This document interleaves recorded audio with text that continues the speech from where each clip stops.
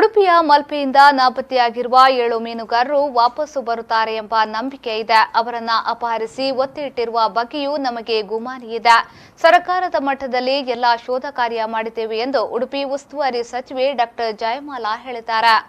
ಉಡುಪಿಯಲ್ಲಿ ಸುದ್ದಿಗಾರರ ಜೊತೆ ಮಾತನಾಡಿದ ಅವರು, ಮೀನುಗಾರರು ಸುರಕ್ಷಿತವಾಗಿ ವಾಪಸ್ ಬರುತ್ತಾರೆ ಎಂಬ ನಂಬಿಕೆ ಇದೆ. ಅಪಹರಿಸಿ ಒತ್ತೆ ಇಟ್ಟಿರುವ ಬಗ್ಗೆಯೂ ನಮಗೆ ಗುಮಾನಿ ಇದೆ.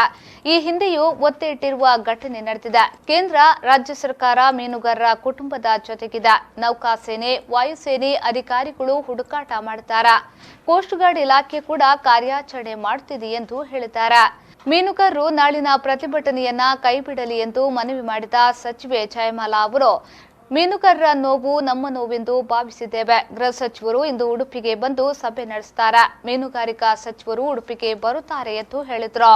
ಭಯೋತ್ಪಾದಕ ಕೃತ್ಯ ಆಗಿದ್ರೂ ಬಿಡಿಸಿಕೊಂಡು ತರುತ್ತೇವೆ. ಮೀನುಗಾರರು ಜೀವಂತ ಬಂದರೆ ಸಾಕು. ನಾನು ಕೂಡ ದೇವರಲ್ಲಿ ಪ್ರಾರ್ಥನೆ ಮಾಡುತ್ತೇನೆ ಎಂದರು. ಹೆಲಿಕಾಪ್ಟರ್ ಕೂಡ ಅದರ ಶೋಧವನ್ನು ಮಾಡಿದ್ವಿ. ಇವತ್ತಿಗೂ ಕೂಡ ಶೋಧವನ್ನು ನಡೀತಾ ಇದೆ. ನಮಗೊಂದೇ ಅಂತಂದರೆ ಅವ್ರು ಸುರಕ್ಷಿತವಾಗಿ ವಾಪಸ್ ಬರಲಿ. ಇನ್ನೂ ಕೂಡ ನನಗೊಂದು ಆಸೆ, ಬರ್ತಾರೆ, ಅವ್ರು ಖಂಡಿತ ಬರ್ತಾರೆ.